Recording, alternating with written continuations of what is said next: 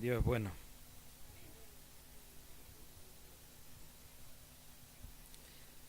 Muy bien, abrimos la palabra en el capítulo 14 del libro de Romanos. Romanos es una de Romanos 14 es uno de los textos más importantes, más impresionantes que hay en la Biblia. Hay un bloque desde el capítulo 14, versículo 1 hasta el capítulo 15, versículo 13. Hay un bloque bastante importante que el apóstol Pablo presenta un mismo tema. Si veis en la primera palabra del capítulo 14, versículo 1, dice: recibid. Luego aparece también en el capítulo 15, en el versículo 7, por tanto, recibíos. Ahí hay un bloque que está hablando de las relaciones personales, y las relaciones personales en la iglesia tienen que ser de recibirnos. ¿Qué es recibir?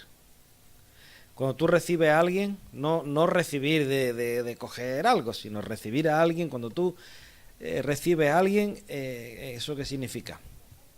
Lo aceptas. Muy bien, imagínate que alguien va a llegar a tu casa y tú dices: voy a recibirlo. ¿Qué estás haciendo? Estás abriendo la puerta de tu casa, lo acoges. ¿Qué más?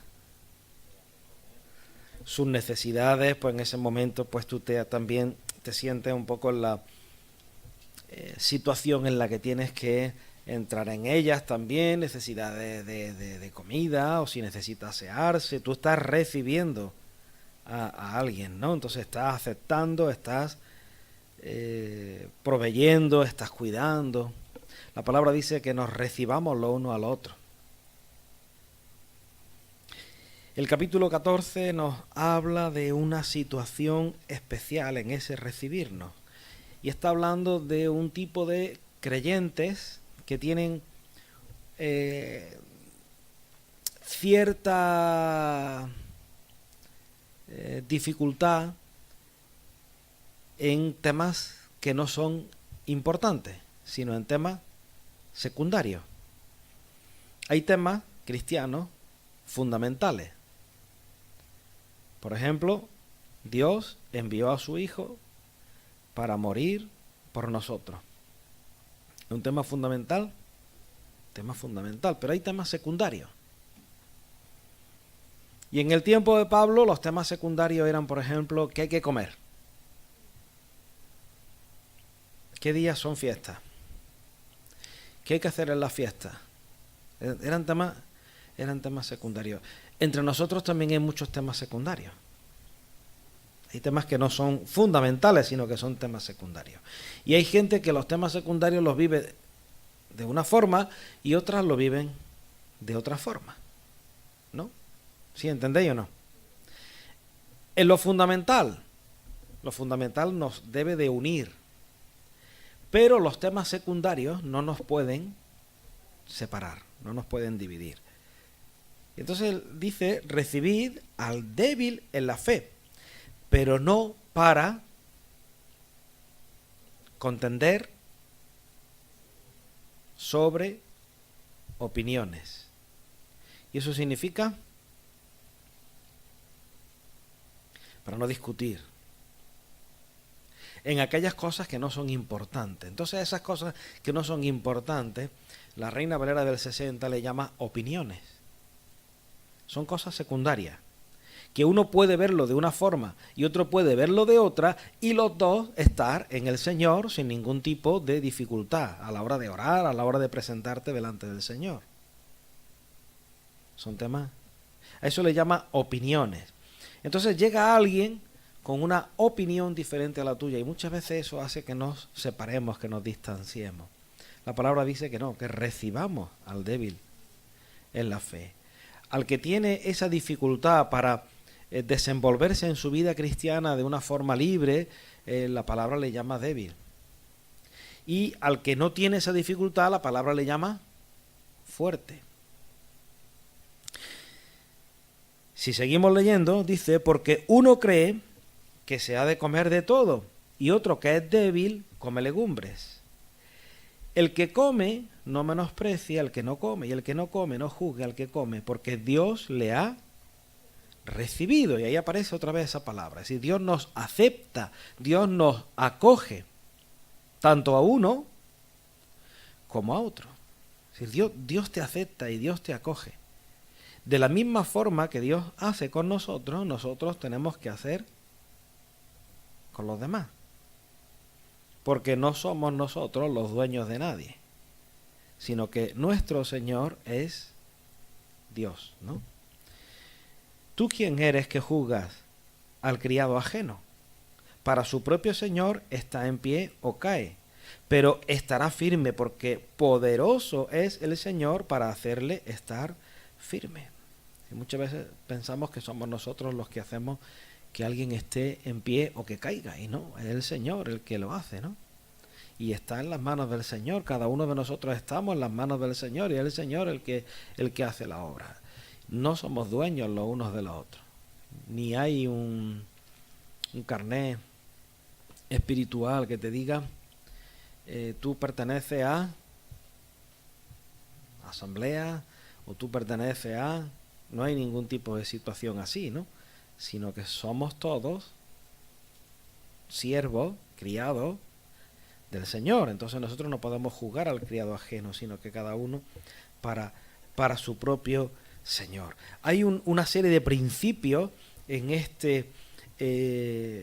solamente en estos versículos que hemos leído. Uno, en aquellas cosas secundarias nosotros no estamos llamados a discutir, a pelearnos, a separarnos, a dividirnos. En aquellas cosas que no son importantes, que no son principales, podemos convivir perfectamente sin pelearnos. Segundo, no menospreciarnos. ¿Qué significa menospreciar?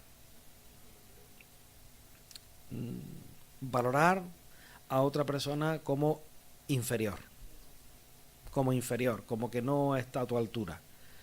Hay mucha gente que intenta ir por la vida así, ¿no? Diciendo, se cree este no sabe nada de la vida, este no sabe nada de no sé qué, ¿no? Hay gente así, ¿no? Entonces, esa actitud es menospreciar. Y entonces la palabra nos dice, el que come no menosprecie al que no come. Y tampoco, otro principio es no juzgar. O sea, ahí había un rechazo en ese tiempo, y hoy todavía hay actitudes de rechazo también los unos para con los otros, ¿no? Imaginémonos que una persona tiene una dificultad en su vida. Por ejemplo, viendo los que estamos aquí, se puede hablar así de fumar, por ejemplo, ¿no? Alguien tiene un problema y dice, bueno, pues yo no he superado, sé que el Señor no quiere que me haga daño, pero esto es un vicio que yo no puedo superar, ¿no? Entonces, hay veces que tendemos, porque una persona tiene un problema en su vida, que no es algo que la persona los quiere descuidar, sino que tiene un problema verdadero en su vida. Muchas veces tendemos a menospreciar a ese tipo de personas, ¿no? Tú no lo haces porque no quieres. Tú es que no estás comprometido. Tú es que, cuidado, es un tipo de menosprecio. No estamos llamados a menospreciar, estamos llamados a aceptar, y estamos llamados a cuidar, y estamos llamados a ayudar, no a menospreciar. Y muchas veces entramos en ese tipo de situaciones, ¿no? Diferente a una persona que no quiere, que no hace nada, o que su actitud no es... Pero muchas veces, no sé, la Iglesia está llamada a ese amor por encima de ciertas situaciones, ¿no? Y muchas veces también entramos en juicio, en cosas en que el Señor no nos ha dado ese esa autoridad para entrar en la vida de otro y decirle, tú es que eres o tú no eres, y a partir de ahí todo lo que sigue, cuidado, porque cuando a las personas le hacemos un diagnóstico y una sentencia, eso se llama juicio. Ese tipo de cosas tenemos que cuidarlas mucho. Así que este capítulo 14 nos enseña a relacionarnos los unos con los otros. Y quisiera, de una forma así un poco más concreta, ir al capítulo 15. Dice el versículo 1, así que los que somos fuertes, y ahí aparece la palabra fuerte. Yo no sé cómo tú te consideras como creyente, fuerte o débil, no sé cómo te consideras. Ahí la definición de débil y de fuerte aparece muy claro, ¿no? Aquí en el capítulo 14 y 15 aparece muy claro. El que tiene dificultades para superar determinadas cosas en su vida espiritual es débil. El que ya no tiene esas dificultades, sino que sabe vivir en la libertad de Cristo, ese es fuerte. Esa es la definición que nos da, con todo lo que eso pueda conllevar. Entonces, no sé yo, como muchas veces en la iglesia esto no está muy bien definido, ¿no? Hay veces que una persona que ora con fluidez y una persona que se desenvuelve bien y tal, lo consideramos fuerte. Y ese no es el concepto que aquí dice, pero hay veces que consideramos, ay, mira, ora tú por esto, que tú eres más espiritual que yo. Entonces tú eres más fuerte. Una persona que a lo mejor tiene un don, una cualidad de parte del Señor, ¿no? Un don importante, y a lo mejor está en un lugar más visible y tal, ese es fuerte, ¿no? ¿Por qué? Porque tiene un don, y como tiene un don, pero no, el contexto no es lo que la palabra nos está diciendo no es eso. La palabra nos está hablando del que sabe vivir en libertad y el que tiene dificultades para vivir en la libertad de Cristo. Ese es el contexto en el que nos movemos. El que ya ha madurado de forma que ciertas cuestiones las tiene superadas en su vida. Ese es el fuerte. ¿Y qué dice? Así que los que somos fuertes debemos machacar, soportar. Hay veces que no, hay veces que lo que queremos es otra cosa, ¿no?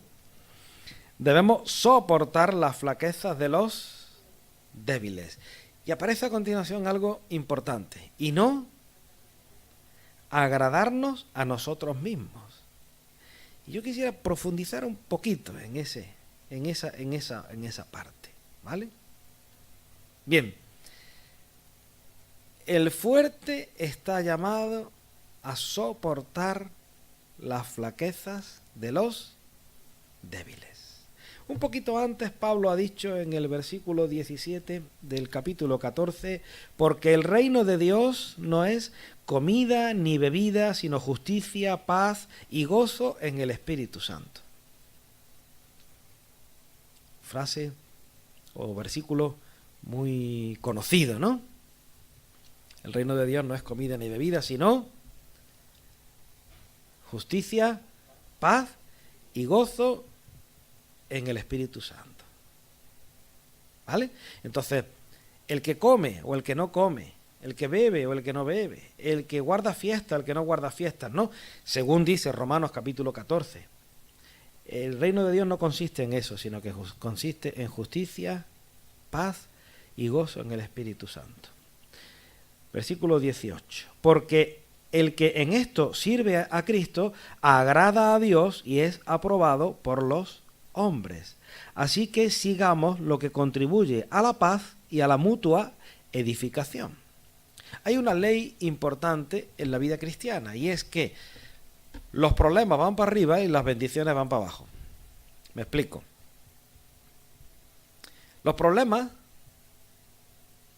tienen que ir hacia las personas que en la iglesia están puestas para edificación, que están puestas para instrucción, para enseñanza, para guiar, tienen que ir hacia arriba.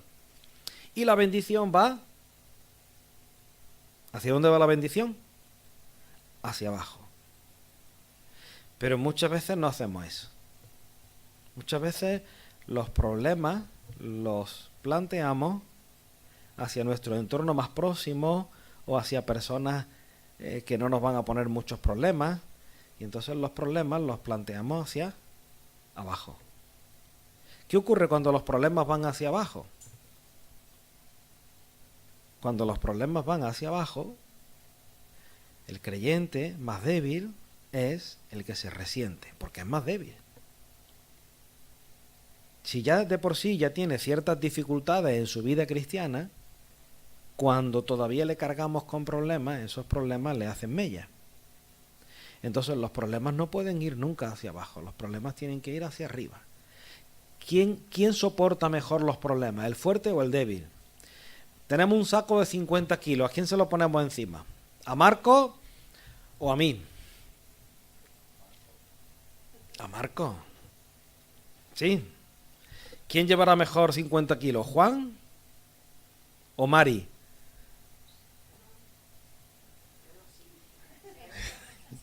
¿50 kilos se lo ponemos a Juan o a ti, Mari?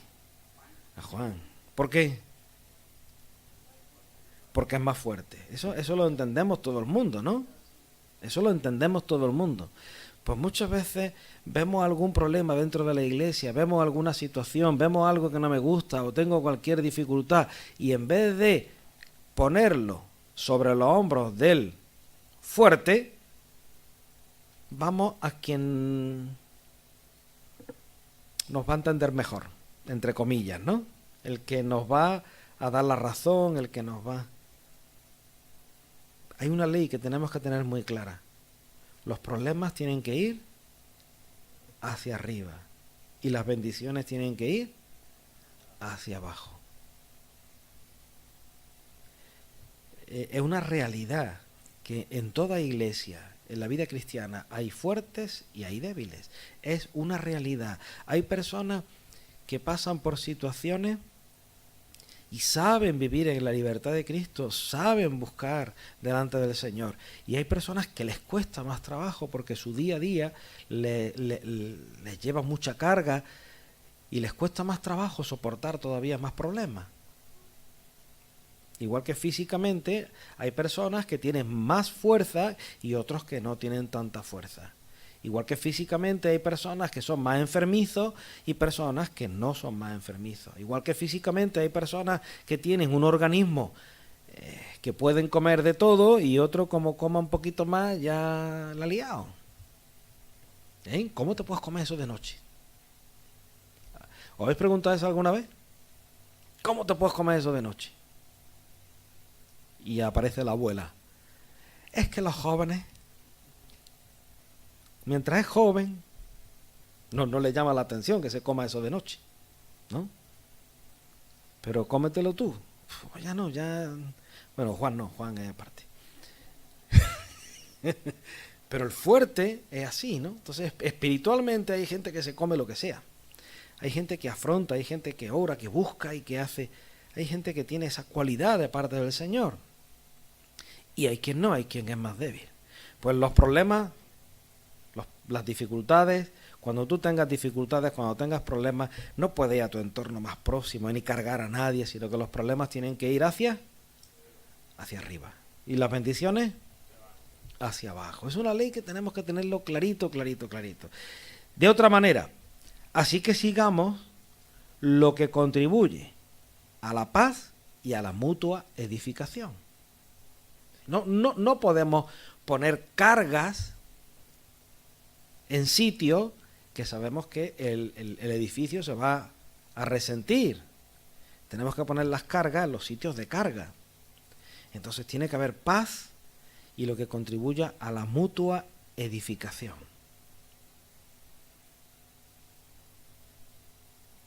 Y Pablo le habla ahora a los fuertes, a los que son capaces de cargar, a los que son capaces de llevar esa carga. Y todos estamos llamados a ser fuertes. Es decir, que no el hecho de ser fuerte o ser débil es algo circunstancial. No es algo permanente.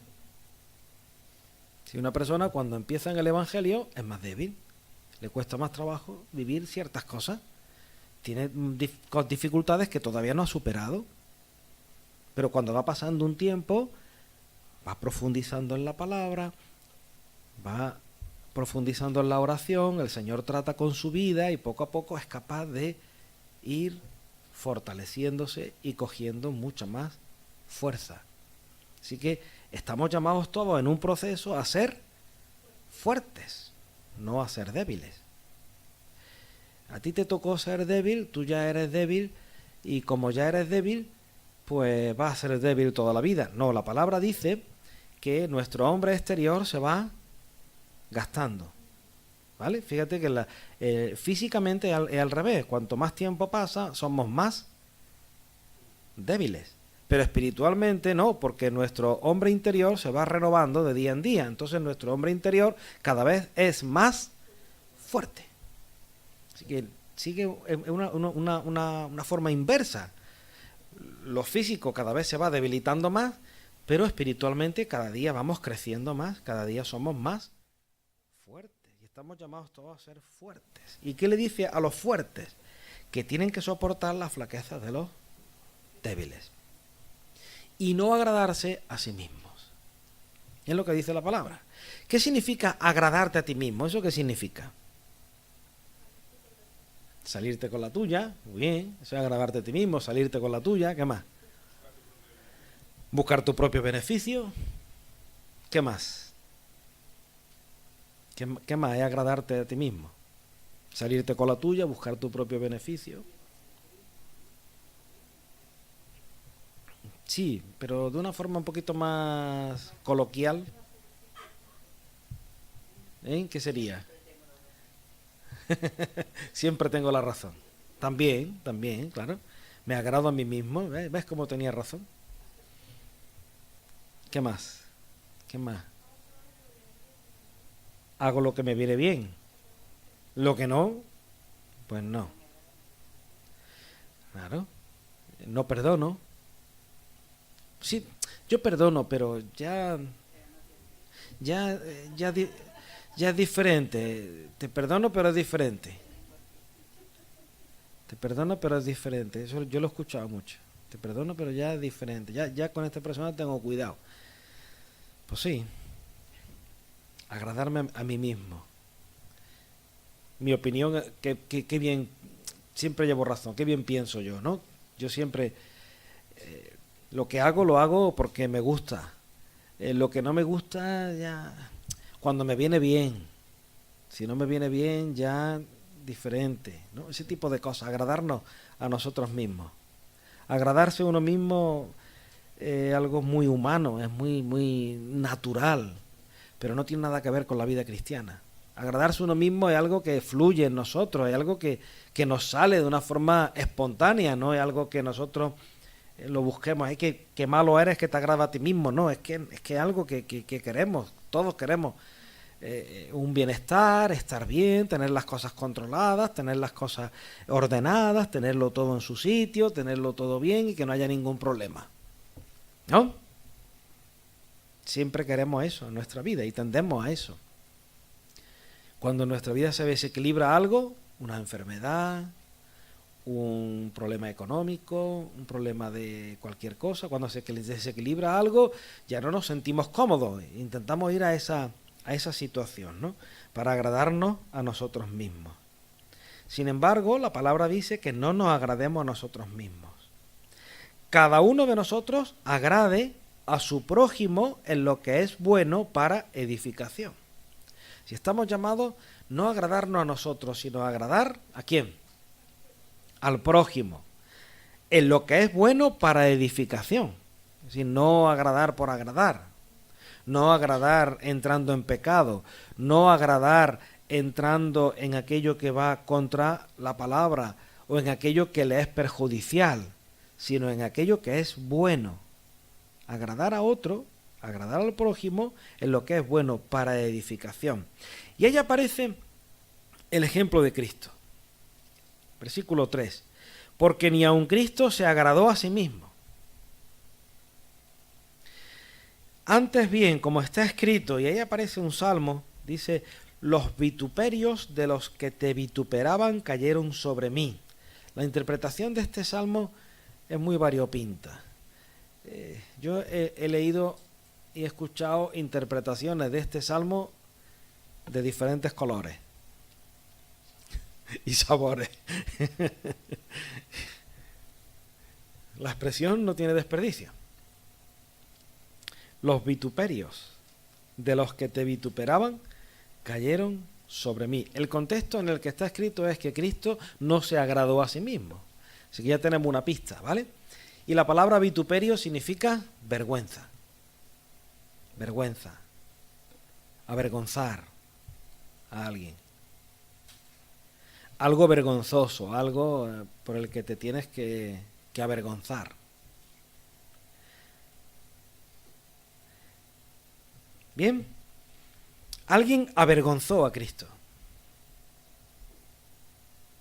Alguien lo humilló. ¿Sí o no?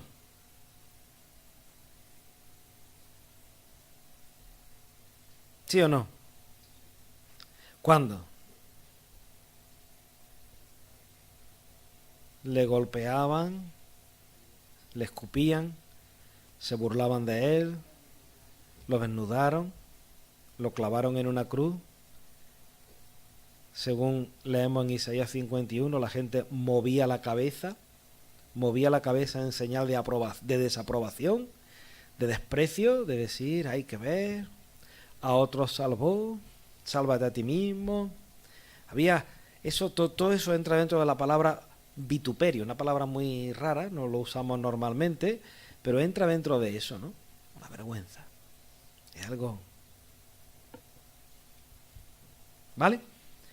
Sin embargo, aquellos que estaban avergonzando a Cristo en sí llevaban una vergüenza. ¿Entendéis lo que digo? Aquellos que estaban avergonzando a Cristo, aquellos que estaban humillando a Cristo, en sí llevaban ellos algo vergonzoso. El pecado es algo vergonzoso. Desobedecer a Dios es algo vergonzoso. Cada uno de nosotros llevamos una vergüenza encima. ¿Por qué? Porque hemos hecho cosas que a Dios no le ha agradado. Entonces eso, ¿entendéis? Pues estas personas que estaban avergonzando, humillando a Cristo,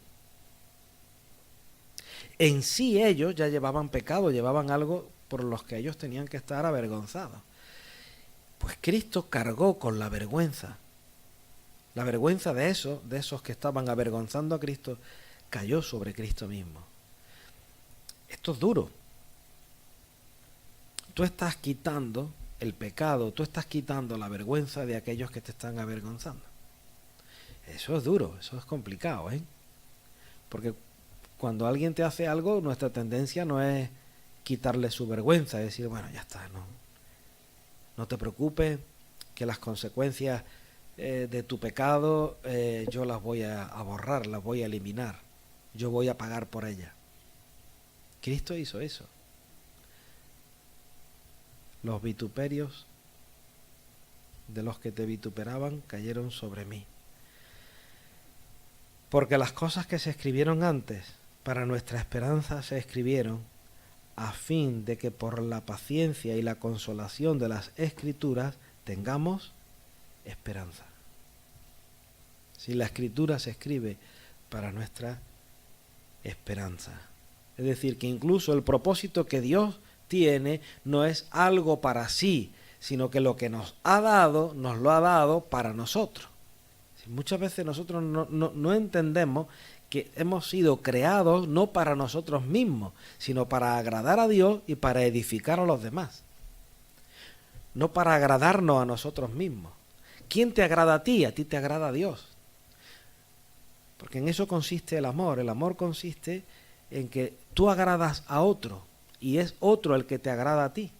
Y muchas veces eso no lo entendemos. Parece como que nosotros tenemos que agradarnos a nosotros mismos.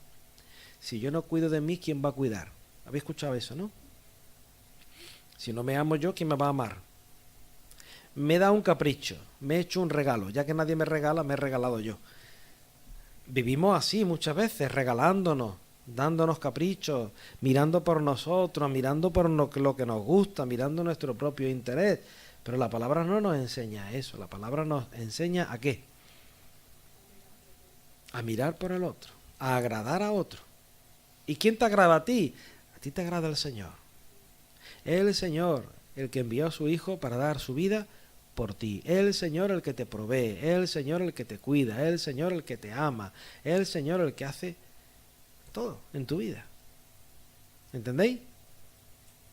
Así que no estamos llamados a agradarnos a nosotros, sino a soportar las flaquezas de los débiles, a agradar a nuestro prójimo en lo que es bueno, para edificación.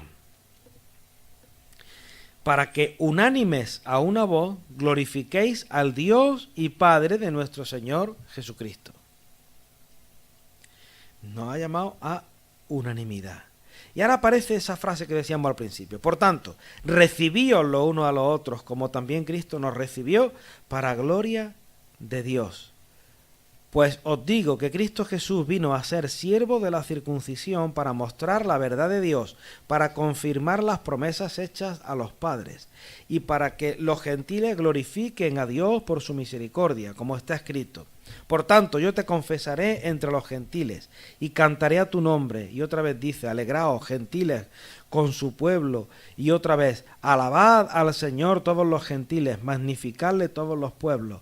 Y otra vez dice Isaías, estará la raíz de Isaí, y el que se levantará a regir a los gentiles, a regir los gentiles. Los gentiles esperarán en él. Y el Dios de esperanza os llene de todo gozo y paz en el creer, para que abundéis en esperanza por el poder del Espíritu Santo. Y ahí acaba el bloque, ese bloque que decíamos hasta el capítulo 15, versículo 13. Ahí acaba ese bloque donde el Señor nos está mostrando esperanza, nos está mostrando cómo tenemos que convivir los unos con los otros y dónde el Señor nos está guiando. El Señor nos está guiando y nos está moviendo a esperanza. En el ejemplo de Cristo nosotros podemos encontrar textos importantes. Por ejemplo, en 2 de Corintios, en el capítulo 8, en el versículo 9, dice la palabra, porque ya conocéis la gracia de nuestro Señor Jesucristo, que por amor a vosotros se hizo pobre, siendo rico, para que vosotros con su pobreza fueseis enriquecidos. En este ejemplo de Cristo, Cristo teniéndolo todo, Cristo es Dios, y sabemos que Dios es el dueño del oro, de la plata, el que ha creado todo lo que existe. Nosotros en el universo somos así como algo como casi microscópico, ¿no? Algo insignificante en medio de toda esa inmensidad tremenda que hay en el universo. Dios crea toda esa inmensidad, no sabemos ni por qué. Dios crea todo eso tan impresionante, tan asombroso. Él es rico, Él es dueño de todo, Él tiene todo el poder. Y se hace hombre, fíjate, el de ser el dueño de todo, pasar a ser hombre, y siendo hombre se hace un hombre pobre, se hace un hombre humilde, se hace un hombre que prácticamente es insignificante, no es nadie, no es en el tiempo suyo un emperador, no es en el tiempo suyo, no es nadie, no tiene ni una cunita siquiera cuando nace, no tiene nada, se hace pobre totalmente, se gana la vida ahí más o menos como carpintero, no tiene nada, él se hace pobre, su muerte es una muerte atroz, terrible, derramando su sangre, clavado en una cruz, él se hace pobre, ¿para qué? Para que por su pobreza nosotros seamos enriquecidos. Si ese es el propósito que él tiene. Entonces, él no se agrada a sí mismo, sino que él quiere lo mejor para nosotros. Ese es el ejemplo de Cristo. No agradarnos a nosotros mismos, sino buscar lo mejor para los demás. Nuestra tendencia es otra distinta, nuestra lucha, nuestra educación, nuestro aprendizaje es algo completamente distinto. Pero Cristo se hizo pobre para que nosotros fuéramos enriquecidos, dice la palabra. Y en 1 Corintios, en el capítulo 10, entendemos,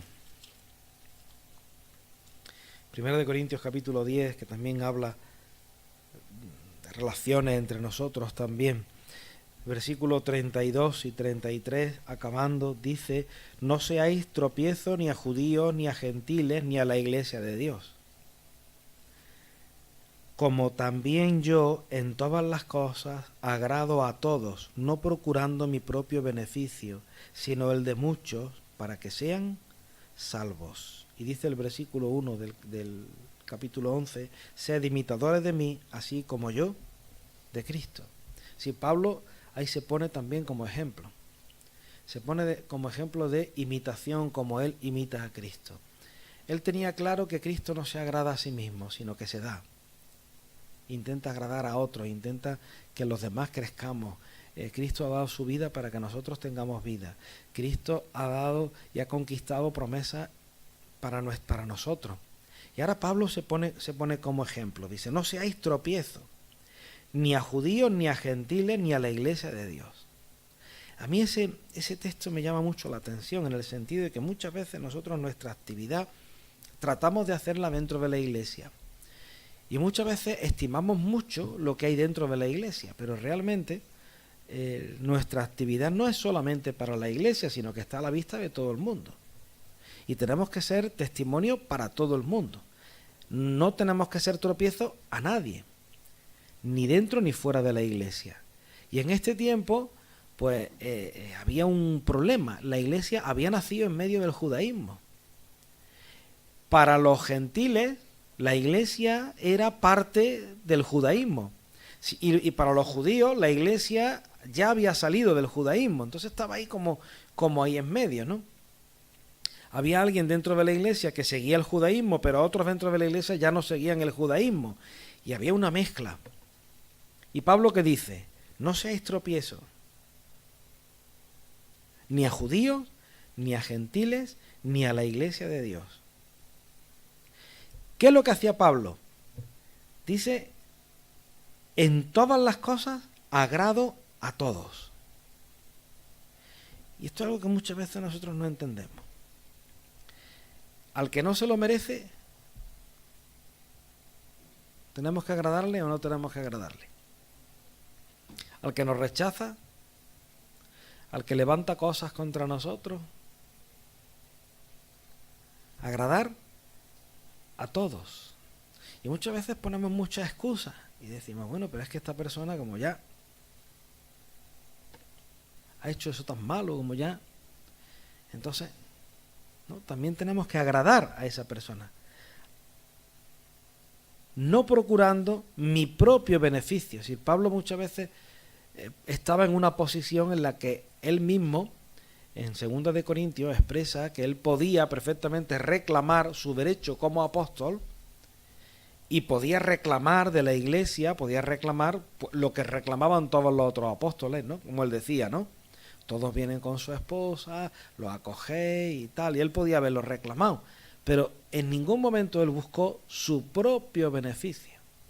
Si el ejemplo de Cristo es ese, no buscar nuestro propio beneficio, no buscar agradarnos nosotros mismos, no buscar lo nuestro, sino tratar de agradar a Dios y edificar a los demás. Tenemos que agradar a todos, no procurando mi propio beneficio, sino el de muchos, para que sean salvos. Si muchas veces convivimos con personas que no conocen al Señor y decimos: bueno, ¿cómo puedo predicarle el Evangelio? ¿Cómo puedo hacer que estas personas conozcan al Señor? Lo primero que las personas van a ver es tu comportamiento, tu forma de vida, cómo te desenvuelves en el día a día. Eso es lo primero que van a ver. Y no solamente lo van a ver, sino que te van a poner algunas trampas. te van a poner en medio algunas dificultades. ¿Para qué? Nadie está contento con un cristiano a su lado, nadie. Cuando yo tengo dificultades en mi vida y veo que otro está contento y que las va superando, yo me voy a sentir incómodo. Todo el mundo se va a sentir incómodo con un cristiano contento, alegre al lado, todo el mundo se va a sentir incómodo. Entonces, lo primero que hace la persona que tiene a un cristiano al lado, que intenta agradarle, que intenta hacer las cosas bien, es ponerle trabas, ponerle dificultades. Para ver si verdaderamente eso es real, si verdaderamente eso es así, o es que está fingiendo, que le han comido el coco, o que está... Y entonces le ponen trampas. ¿Qué tenemos que hacer? Superar las trampas, superar las dificultades en oración. Mantener nuestra vida espiritual lo más alta posible, tratar de dar testimonio a todo el mundo y agradar a todos. Aquellos que se han portado mal contigo, también tienes que agradarlos. Aquellos que no han hecho las cosas correctas, también tienes que agradarlos. A todos. De esa manera, con el tiempo, las personas van a reconocer que tú eres diferente. Si en mitad de todo eso te comportas, vuelve a comportarte igual que te comportabas antes de conocer a Cristo, o te comportas como ellos, entonces las personas ya no se lo toman en serio. Es una cosa más. Eso es una cosa corriente, una cosa normal. Han comido el coco, está dentro de una religión, está dentro de una secta o está dentro de lo que fuera. Cada uno tiene su propio pensamiento. Pero si verdaderamente seguimos agradando a todos, si verdaderamente seguimos cumpliendo el propósito que Dios tiene, dando testimonio, teniendo nuestra vida espiritual en alto, si seguimos adelante con nuestro gozo, con nuestra alegría, si seguimos adelante dando testimonio, entonces poco a poco van a empezar a reconocer que tú eres creyente, que tú eres cristiano. Poco a poco van a empezar a reconocer que Dios verdaderamente ha hecho una obra en ti. Y entonces es cuando se van a interesar por esa obra. Y cuando la persona, en medio de sus dificultades, que no sabe superarlas, que no sabe cómo llevarlas adelante, la persona en medio de todo eso se interese por ti, se puede contagiar de ti y entonces le puedes predicar el Evangelio. Así que a través de agradar a todos, puedes llegar al punto donde los demás, a través de tu testimonio y de tu día a día, pueden llegar a ser salvos, porque pueden llegar a conocer al Señor. Y esa era la táctica que hacía Pablo. Dice, no procurando mi propio beneficio, sino el de muchos, para que sean salvos. En el mundo se hacen campañas, ¿no? Se hacen campañas grandes. Hay países en los que esas campañas funcionan. En nuestro entorno esas campañas hasta el día de hoy no han dado grandes resultados. Todavía no conozco así mucha gente que se haya convertido en España con las campañas. No lo conozco. No conozco mucha gente, claro que habrá, pero no conozco mucha gente que se haya convertido en grandes campañas. Lo que sí funciona para salvación de muchos es agradar a los demás. Un testimonio de vida donde el Señor te lleve a no mirar por lo tuyo, sino mirar por lo del otro. Este tipo de cosas son importantes. Son importantes porque la vida espiritual de la gente que te rodea es importante. Y muchas veces la gente se fija en los detalles, siempre los peores. Siempre se fijan los peores. Para justificarse a sí mismos, para decir, bueno, como todo. ¿Ves? Esta persona se llama cristiana, pero como todo. Entonces se fijan los detalles y los detalles peores. Así que tenemos que cuidar los detalles y tenemos que cuidar las cosas pequeñas. Por ejemplo, si tú vives en una casa donde tus padres no son convertidos, lo normal es que trates de ayudar en casa y hacer las cosas lo mejor que sepas. Eso lo entendemos, ¿no? ¿Sí? Si tú estás trabajando con personas que no son convertidas, lo normal es que en tu trabajo pues intentes dar un testimonio diferente totalmente en tus conversaciones, en tu forma de mirar, en tu forma de estar. Tienes que dar. Cuando veas que alguien necesita algo, ser generoso, ser desprendido. Normalmente en los trabajos la gente es muy cerrada en determinadas cosas. En otras son un poquito más abiertas, las cosas así más superficiales, pero son celosas de su propio trabajo, piensan que otro le puede quitar el sitio, no te enseñan mucho y tal. Un creyente tiene que ser todo lo contrario, un creyente tiene que ser abierto, dadivoso, desprendido, ¿no? Yo he estado muchos años en una fábrica y qué trabajo les costaba a algunos enseñar un poquito, no mucho, un poquito de su forma de trabajo y tal. Ponían a alguien y les costaba un trabajo aprender porque tenía que aprender a base de errores, de equivocarse y tal, ¿no? No es normal que alguien sea generoso en ese sentido, que alguien busque el beneficio de otro. No es normal. El creyente tiene que destacarse en eso, tiene que destacarse en ser generoso, en ser desprendido, porque el trabajo no me lo va a dar mi propia sabiduría. Mantener el trabajo no depende de mi propia sabiduría, ni de lo mucho que yo sepa, ni de lo bien que trabaje. Mantener mi trabajo depende del Señor. Es el Señor el que nos da el trabajo, y es el Señor el que nos provee en el trabajo y el que nos hace que mantengamos el trabajo, y el que nos guía y el que nos lleva. Ser ahí desprendido, ser ahí generoso, ¿no? Tener ese comportamiento en casa, en la calle, con los vecinos, tratar de agradar a otro. No molestar, dar un buen testimonio. Entonces, ese tipo de cosas, los detalles más pequeños son los que tenemos que cuidar. Por eso es muy importante que nosotros busquemos este tipo de situaciones, ¿no? De esperanza, este tipo de ilusión para las personas que nos rodean, para que las personas que nos rodean entiendan que Dios está vivo y que tenemos una esperanza en Cristo. Cuando nosotros nos comportemos así, de esa forma, seguro que vamos a contagiar y vamos a contaminar a otros. Y la única manera que hay de extender el Evangelio en tu entorno es cuando verdaderamente cada uno de nosotros nos comportemos como cristianos, que no se agradan a sí mismos, sino que agradan al otro, a todos. Esa es la forma, esa es la manera, ¿no?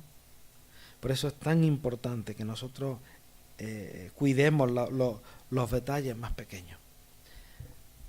Cuando estábamos en el retiro, David y Carla dijeron que ellos nos consideran una iglesia de detalle.